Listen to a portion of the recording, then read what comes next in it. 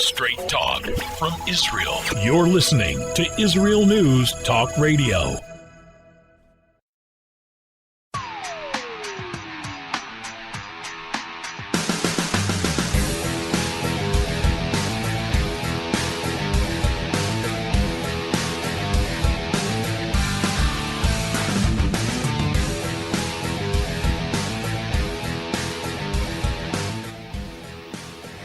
When it comes to Israel, anything can happen.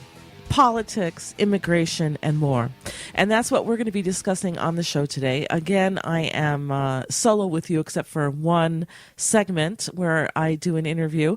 But Israelis today woke up to news of what's now been agreed to in these coalition agreements between these so not matched political ideologies and parties.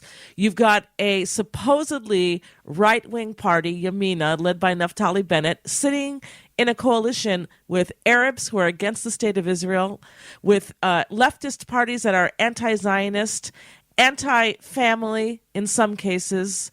It's just not the right match. And the glue that holds them together are two things. One, anyone but Bibi, and if they get him out, that already will be gone, that glue.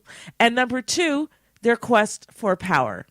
And this is something that affects every nation in the world, and ours as well. And we have politicians who want power. They want to be prime minister.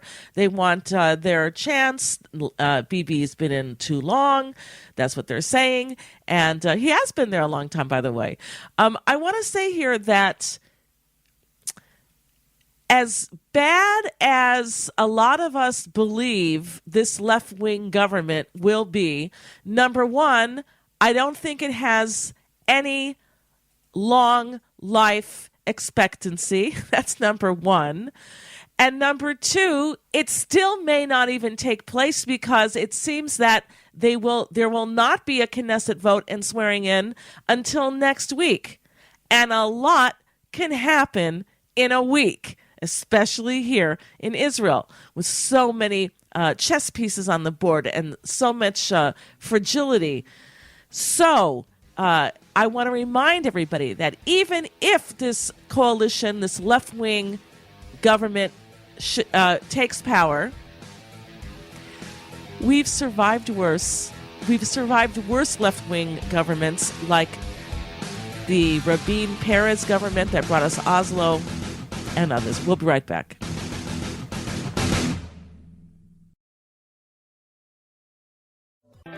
The return of the Jewish people to the land of Israel was prophesied in the Bible thousands of years ago and is coming true today. Shalom. Join me, Josh Wander, on Israel Unplugged. Listen in as we delve into the spiritual and physical aspects of the Jewish return to Zion. We'll discuss the biblically mandated, historic, and of course practical understandings of this incredible transition from exile to redemption. That's Israel Unplugged, every Monday on IsraelNewsTalkRadio.com.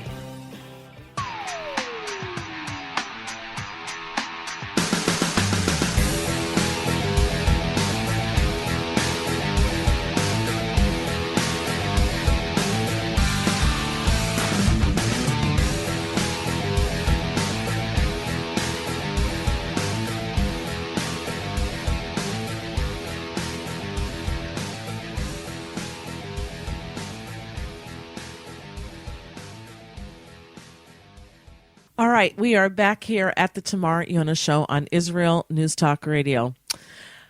Oh, so the headlines are still everyone's talking about this new government as if it's going to take place basically for sure.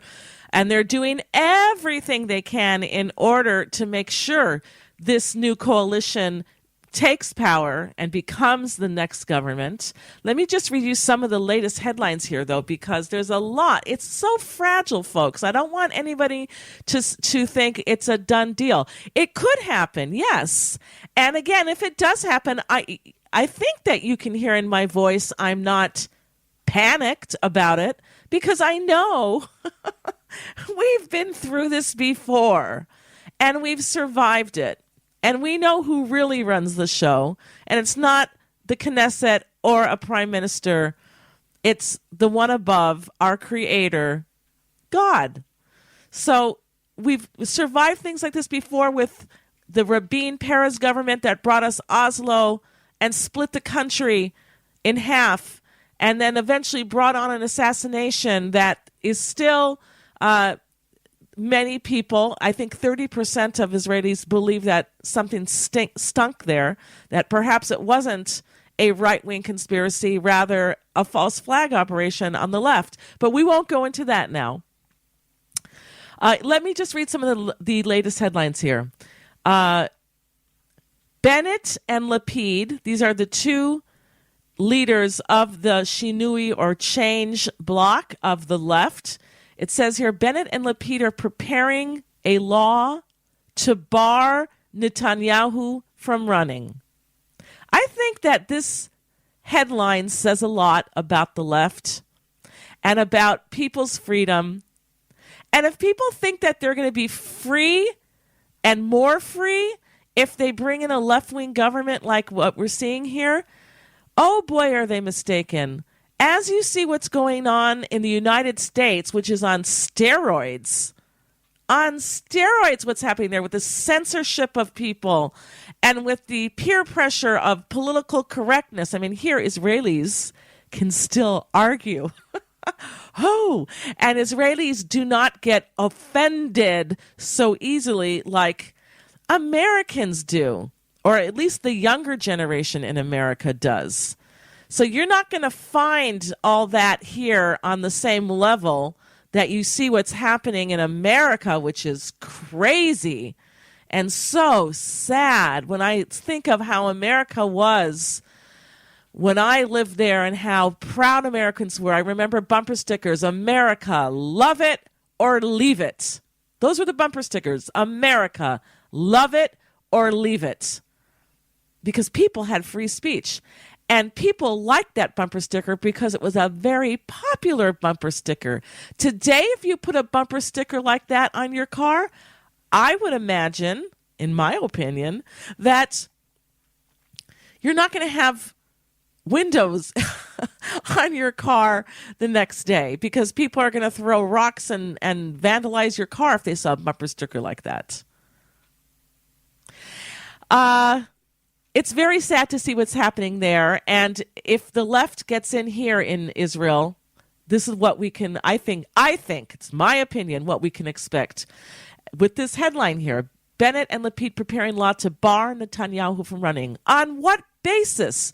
Just because you think he's been here too long? Now, I am not a Bibi follower. I voted for the Likud sometimes, but mostly not.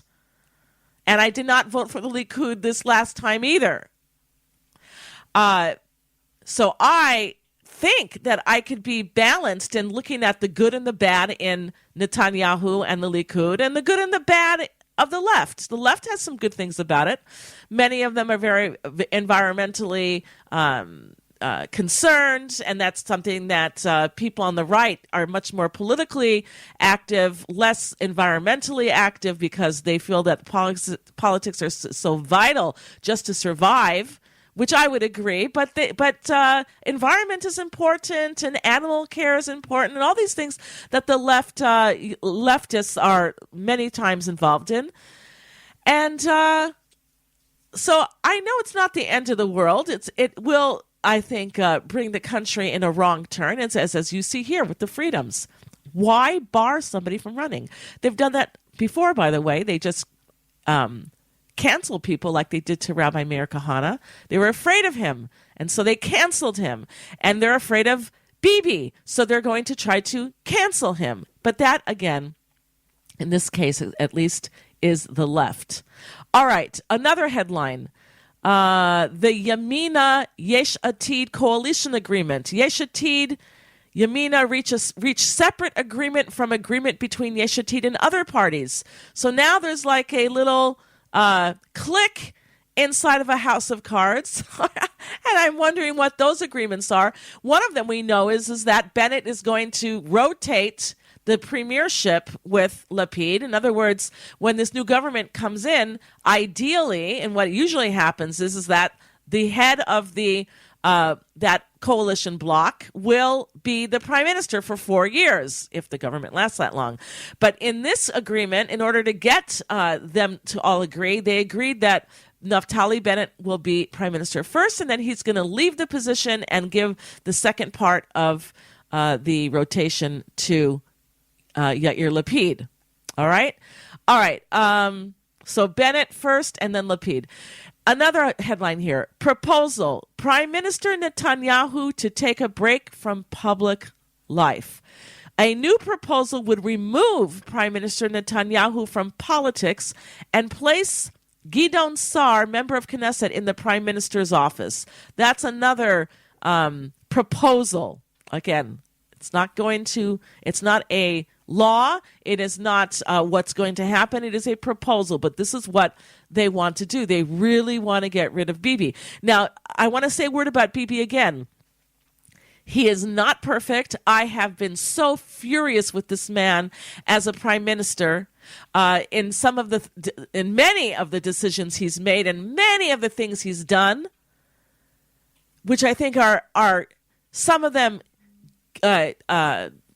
giving in to the demands of the international community and many things he's done. However, saying that, I believe, and this is my opinion, that he's still the best we've got.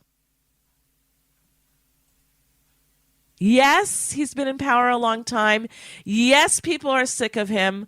But when you look at the rest of the dreck that we have in the Knesset, I think that still Bibi is the best we've got. And I think that he would be best staying in the prime ministership for the meantime until someone better comes along. And that could be any day.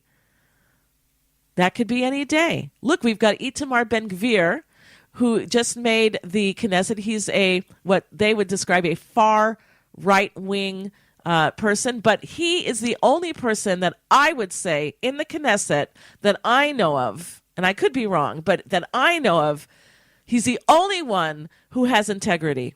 He's the only one that says what he says, and he means what he says, and he does what he says, if he can, if he has the power to do it. He has integrity, something that is sorely lacking today in politics, not just in Israel, but everywhere in the world. Let's go to another headline right now. We have Mansour Abbas to be deputy minister. Mansour Abbas, by the way, is an Arab Knesset member.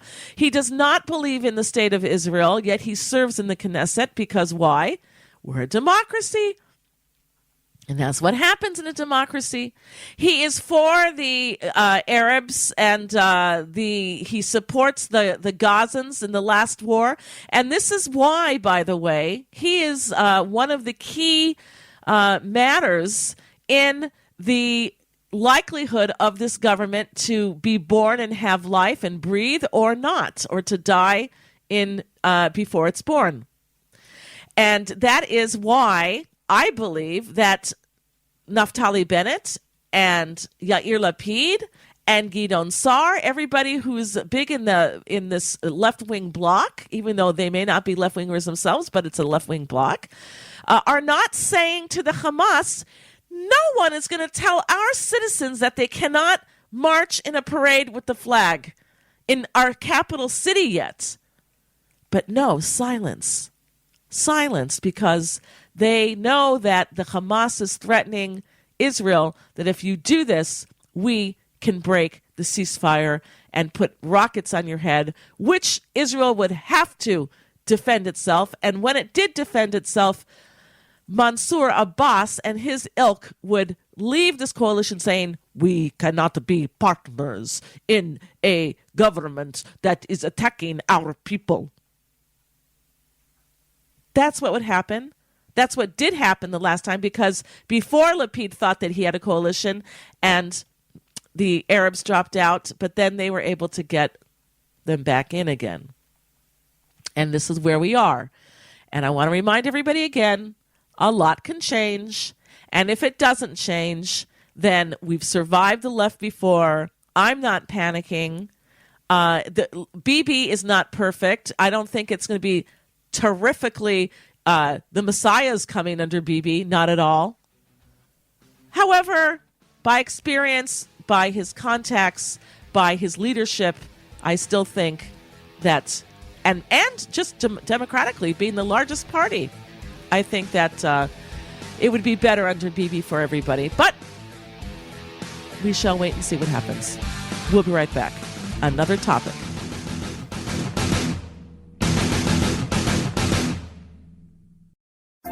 Hi, everyone. This is Andrea Simonto from Jerusalem, inviting you to drop everything and join me on my show, Pull Up a Chair. We'll visit this week's quirky stories, meet fabulous guests, and discover my Israel. Together, we'll laugh, shout, and explain the topics that make us say, hey, we've got to talk about that.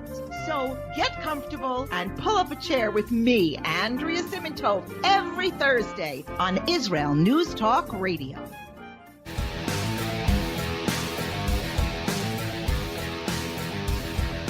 You're listening to the Tamar Yonah Show here at IsraelNewsTalkRadio.com. Well, in this segment, I want to talk about aliyah. There was a very interesting article that came out, and I'm going to be interviewing the author of this piece right now. His name is Steven Rodan. He's a journalist for more than 40 years and author of the new book, In Jewish Blood, The Zionist Alliance with Germany, 1933 to 1963, now available at Amazon. Shalom, Steve. Shalom. All right, you recently wrote a very controversial article that was posted on the Times of Israel blog pages entitled, Israel's White Paper, U.S. Jews Find Locked Doors. The law of return isn't working. American Jews aren't being allowed to move to Israel. What is going on? So let's continue with that. What is going on? What's going on is that over the last year and a half, the law of return has been basically suspended, particularly from the United States. In 2020, there was a record number of applications for aliyah from North America, about 8,000. This is according to the Jewish Agency. The number of Jews allowed to come into Israel was about 2,000. So you have a huge discrepancy into people wanting to come in and people not being able to come in. Okay, so let me play devil's advocate just for a moment. And somebody might say, well, it was Corona and people weren't allowed to, people weren't able to get to work. They weren't able to do their jobs. What would you say? The Corona had zero effect, and I mean zero effect, on the application process and the ability to come to Israel. There was, throughout the Corona, a daily flight from New York to Tel Aviv by El Al. There was also flights from American Airlines. So the ability to get to Israel was not the issue.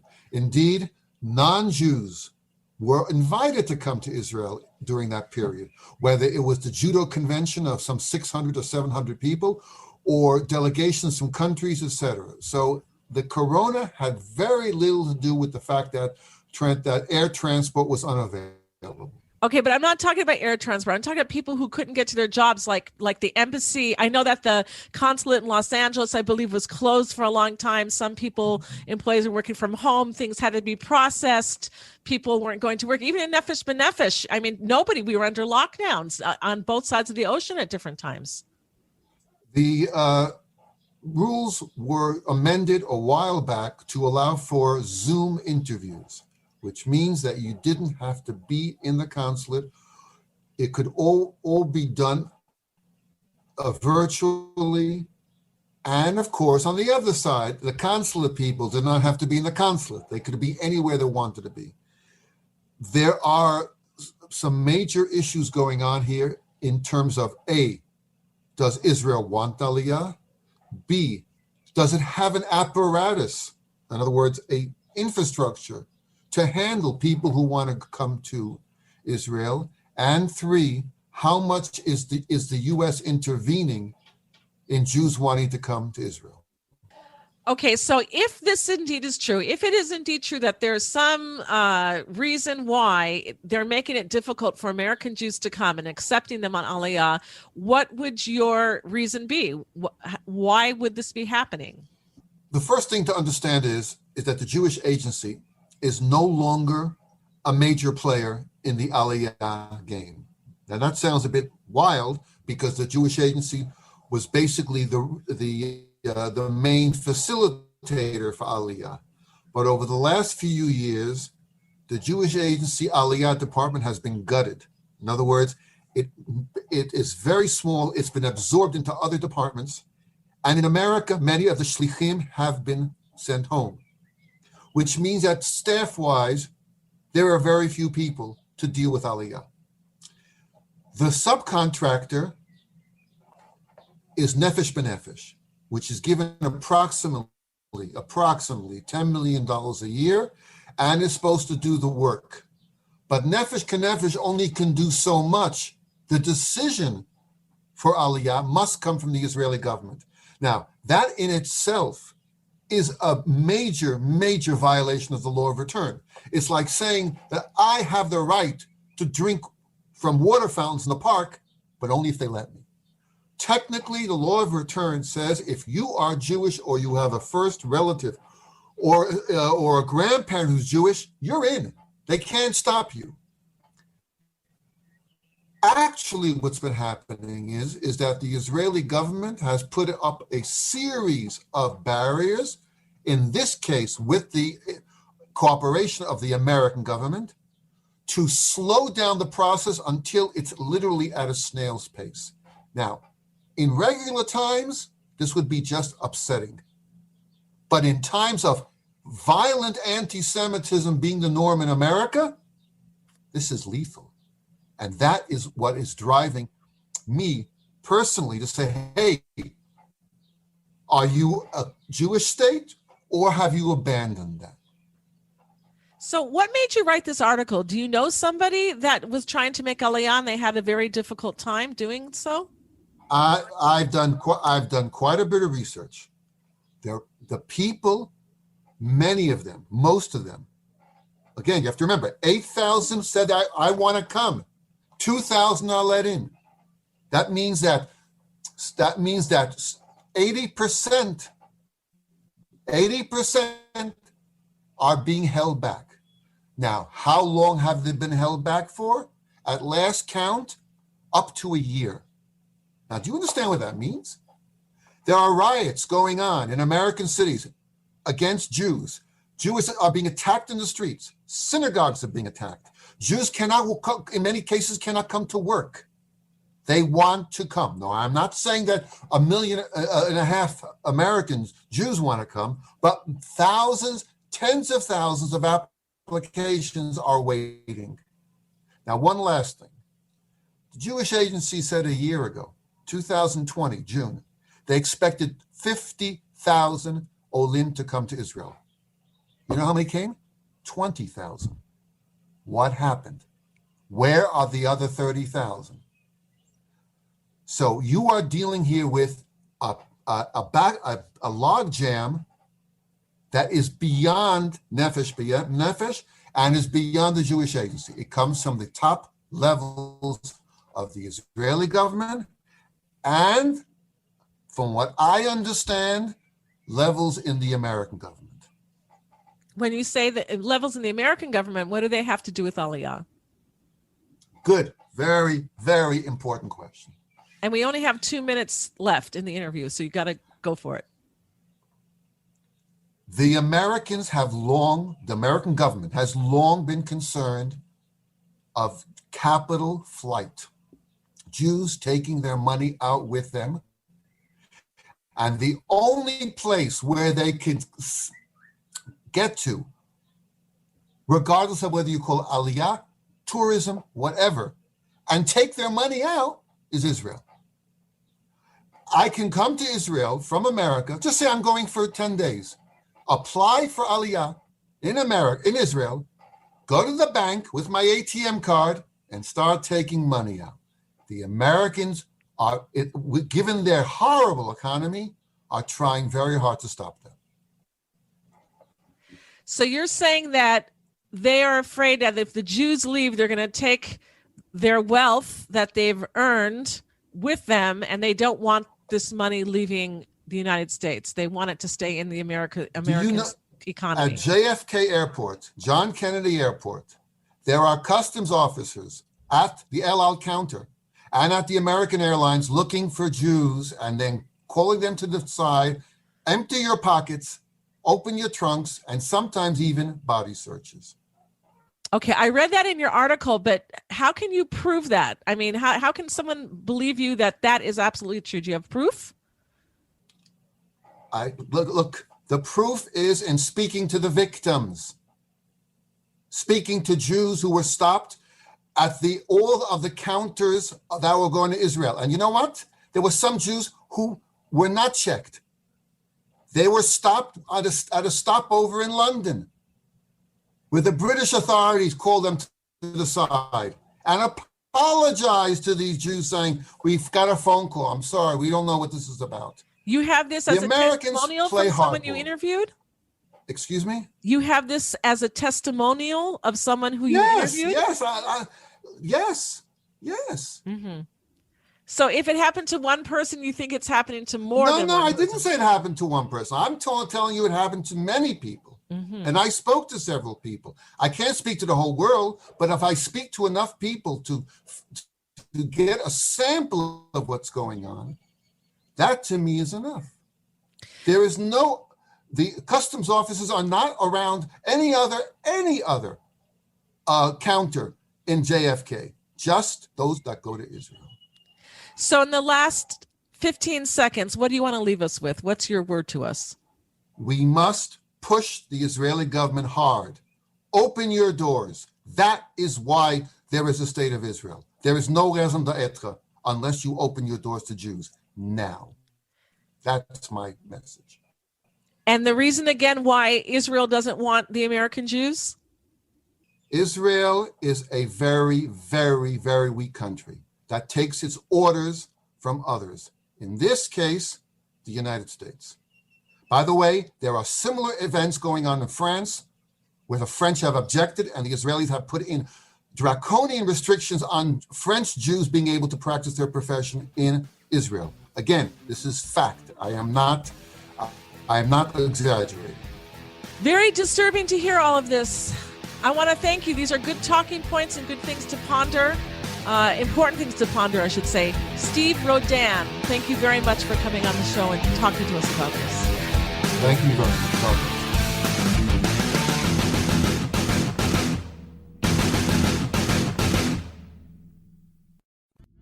Are you interested in transforming your life, drawing closer to the Creator, and uncovering the deeper meanings and hidden treasures in the Hebrew Bible? Then join me, Rav Yitzhak Michelson, And me, William Hall, on the Science of Kabbalah, where we are seeking to narrow the gap between what we understand of our physical and spiritual worlds. So make sure to tune in every Tuesday at 5 p.m. Israel time, 10 a.m. Eastern Standard Time, here on Israel News Talk Radio. Hello, I am Walter Bingham. If you want to hear the news behind the news and the true perspective on world affairs, then the Walter Bingham File is the program for you. We bring you interviews with the movers and shakers, political commentaries, and on-the-spot reports of events as they happen. All here every Tuesday, 4 p.m. Israel time, 9 a.m. Eastern time. And it's all archived on our website. Make it a date.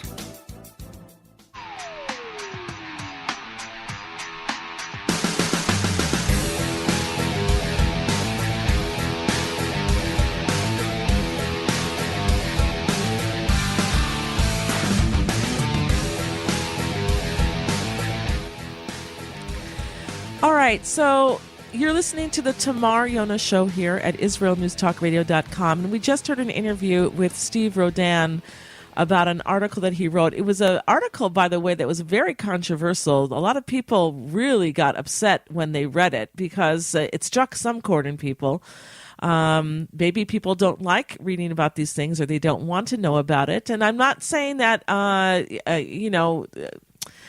Some people argue it's not true. Maybe it's happened to some people. It's not happening to everyone. But I have to remind everyone that things start with just a few people. And I want to remind everybody in America or whichever country in the exile that a Jew lives in, when a Jew is seeing anti-Semitism rise up again, even after the Holocaust and all the lessons that people have learned and the museums that they have in order to teach tolerance, etc., and it's still rising up, isn't that a sign that there's no future there for them?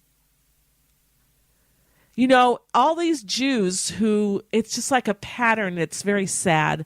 They say, we cannot allow this to happen. We must fight the anti-Semitism. And they get together and they pat themselves on their back that they're going to do some type of event, whether it's letter writing or letters to the editor or parades or protests or whatever it is. Let me remind you, my brothers and sisters outside in the exile. The exile, by the way, being a curse, we all know the exile was a curse for the Jewish people. We were thrown out of our land and brought into the exile. Remember, it's a curse. Even some places it's a very comfortable curse, but it's still a curse. But you have these groups that are saying, we're going to fight anti-Semitism. Let me remind you again, my brothers and sisters whom I love so much and care about, the Jewish people have never in the history been able to beat anti-Semitism. There's just too many of them. In the entire world, maximum, there's around 14 million Jews plus minus. 14 million in the entire world. How do you think that you're going to beat anti-Semitism, especially after Corona and economic woes on people? It's always the same pattern. They blame the Jews. They blame Jews because some Jews thought that communism were good. They wanted freedom for everybody, and they wanted everything to be equal, no more rich people and then starving people. They had this idealism. They hated the Jews because some of them became communists. And they hate the Jews because some Jews don't believe in communism at all. By the way, the Torah does not believe in communism. The Torah does not talk about communism or condone it. It is not how God made the world. So the Jews are not communistic. But then they blame the Jews for being capitalists. Oh, they run all the banks, they say. They run Hollywood, they say. The Jews do this. The Jews drink the blood of little Christian babies. They make our matzah out of blood. It's ridiculous because blood is not even kosher. But they will say what they want, and they will win in the end. They will win in the end because they have always won. They have always won. Look at Spain and the Inquisition. Look at Nazi Germany. Look at England in many hundreds of years ago. And they expelled Jews and they persecuted Jews and they stole all the money and riches from Jews. It was a time in England when the Jews were doing pretty well.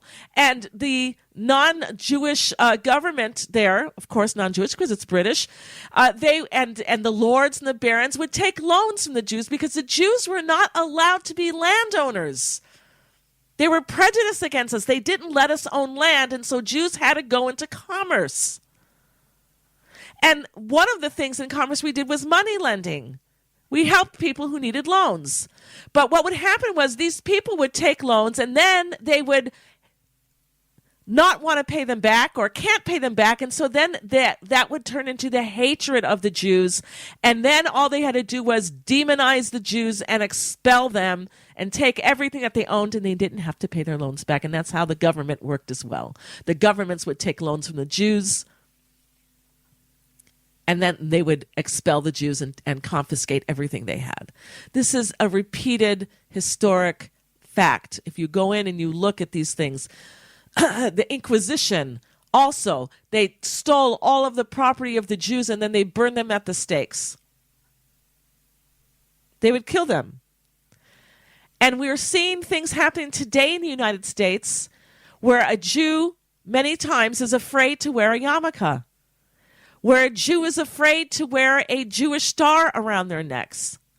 When Jews remove the mezuzah from their front doors so people don't know that they're Jewish, it's time to leave. It's time to realize that you don't have a future there anymore.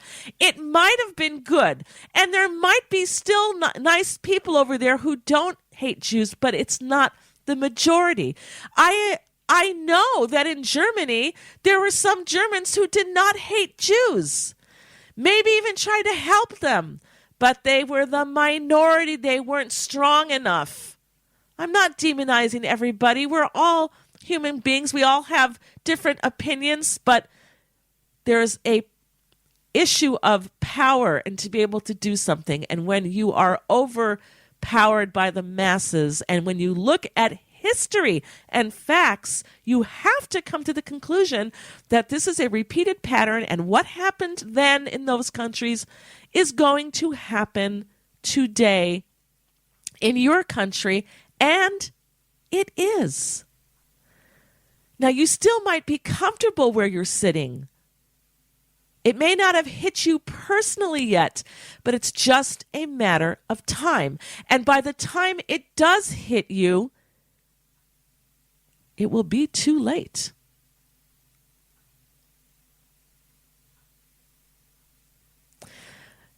People who are waiting to get a telegram from God saying, "Dear Mrs. Shapiro," or "Dear Mr. Cohen, this is God. It's time for you to leave now and go back home, to your true home." And how do we know it's our true home besides the Torah and the Bible, right?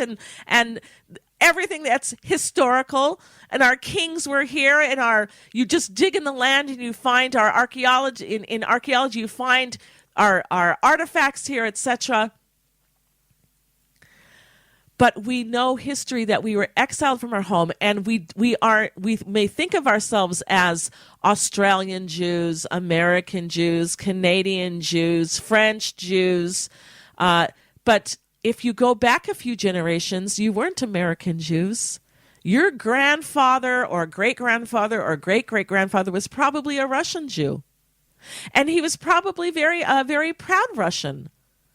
Probably loved the culture. He may not have liked the government. There were pogroms against Jews, etc. But, Jews are very loving people, and we try to be good patriots of whichever land we're in, because we're appreciative that we can sit and build a home and build a family and have a life like any other human being in the world, because we were exiled from our lands. And look, they're letting us live here. And they're not killing us. So you become appreciative, but then the tide turns and the anti-Semitism comes and you have to move. So your great-great-grandparents who were Russian or maybe they were Iraqi or there was something else eventually had to leave. And God did not send them a telegram, because God's telegram is the headlines of the news. The headlines of the news of synagogues burned down, people afraid to wear their yarmulkes outside, their kippah, people afraid to wear their Jewish stars, people removing mezuzot. The little, I don't know how to explain it to non-Jews or who don't know what a mezuzah is, but it's a parchment with the Shema, a prayer, a Jewish prayer on it that's encased in a beautiful, usually it's a beautiful little encasement about the size of half the size of your cell phone, let's say, and it's put on the front door and on all the doors of living in a Jewish home. And this is how you know it was a Jewish home. In fact, if you go into places like Poland and other places in Europe where Jews lived before the Holocaust, you will see a lot of these like gouged out holes in the doorpost of apartments that today non-Jews are living in, because that's where a mezuzah used to be. It used to be a Jewish home.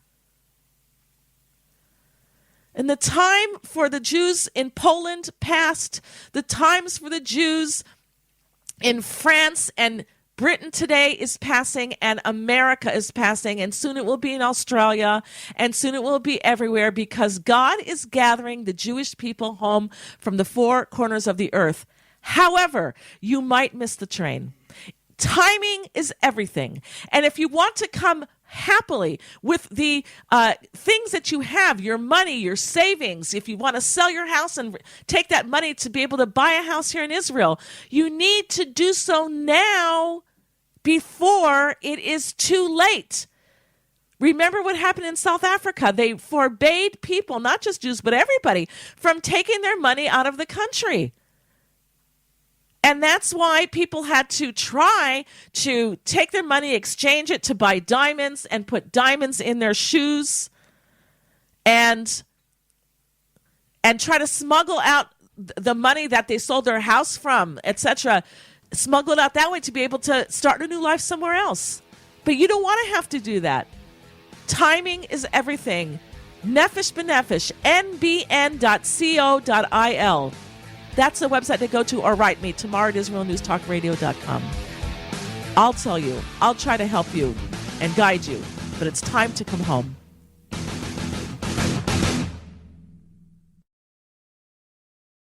If you love Israel News Talk Radio, then you'll love our Facebook page. We keep you up to date on what's happening in Israel, plus little surprise treasures that we don't share on the radio. Go now to follow us on Facebook.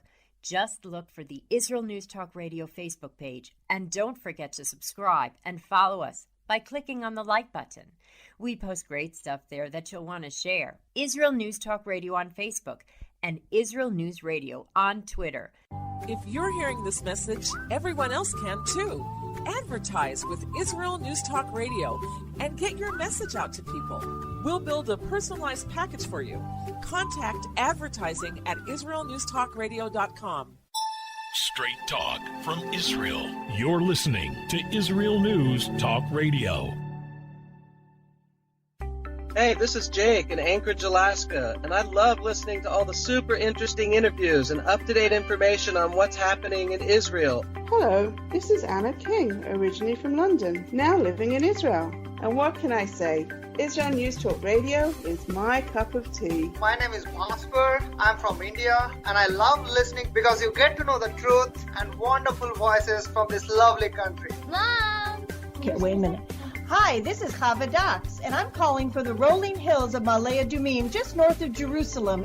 I always listen to Israel News Talk Radio to get all the latest news and commentary and to keep me up to date every day. This is Sarah Dax from Ma'ale Adumim, and I'm 12. I wish Israel News Talk Radio was boring so my mom wouldn't listen to it all the time. Mom! You're listening to Israel News Talk Radio. News, opinion, and more. You're listening to Israel News Talk Radio.